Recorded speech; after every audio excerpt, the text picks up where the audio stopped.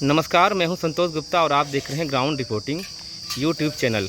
आज पूरे भारत में वट सावित्री की पूजा की जा रही है। महिलाएं अपनी पति के लंबी उम्र के लिए इस पूजा को हर वर्ष करती हैं। आप देख सकते हैं यहाँ पे वट सावित्री की पूजा कराई जा रही है। पंडित यहाँ पे हैं और वो विधि विधान से पूजा करा रहे हैं। मैं आपको बताना चाहूँगा, हर वर्ष ज्येष्ठ माह में कृष्ण पक्ष में अमावस्या के दिन दरअसल वट सावित्री की पूजा की जाती है और महिलाएं अपने पति के लंबी उम्र के लिए ये पूजा करती हैं। अभी कुछ देर के बाद में हम यहाँ के जो पंडित हैं उनसे भी हम चर्चा करेंगे, जानेंगे कि आखिर महिलाएं इस व्रत को क्यों करती हैं हर साल और इसके पीछे क्या कहानी है, इसके बारे में भी हम बात करेंगे।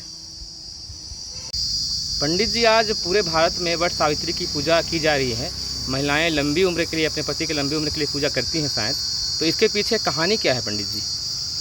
प्रभास क्षेत्र में एक राजा रहते थे, उनके संबंध में ये कथा है। और मद्रास जो देश है, जिसे हम आज मुंबई कहते हैं, वहाँ पर एक राजा रहते थे और उनके संबंध में ये कथा है कि भगवती वट सावित्री जो देवी हैं, सावित्री माता जो सरस्वती देवी की प्रतिरूप है, उनका आज पूजन किया जाता है। किस प्रकार भगवती जो सावित्री माता है वह सत्यवान को प्राप्त करके और जिनकी आयु बहुत कम थी और उनको ऊर्जावान करके, उनको दीर्घायु करके भगवान की उपासना और पूजन करके जो उनको दीर्घायु जीवन प्रदान किया और अपने जो दिव्य दंपति का जो जीवन होता है मंगलमय, उसको उन्होंने पूर्ण किया। तो इसका जो मूल कारण है वह हमारे वट वृक्ष के ऊपर भी है।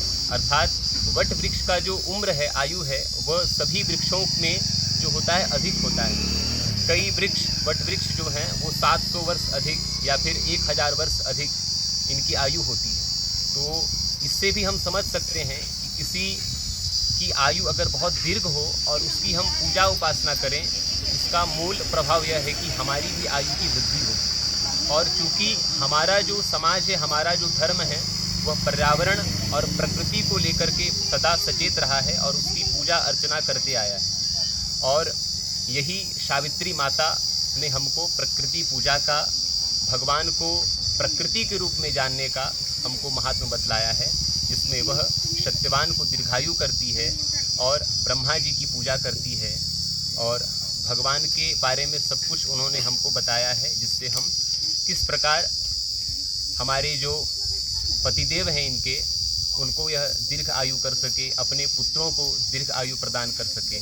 तो इस प्रकार भगवती सावित्री माता की पूजा अर्चना की जाती है और यह आज ज्येष्ठ मास के कृष्ण पक्ष की अमावस्या तिथि को की जाती है। धन्यवाद।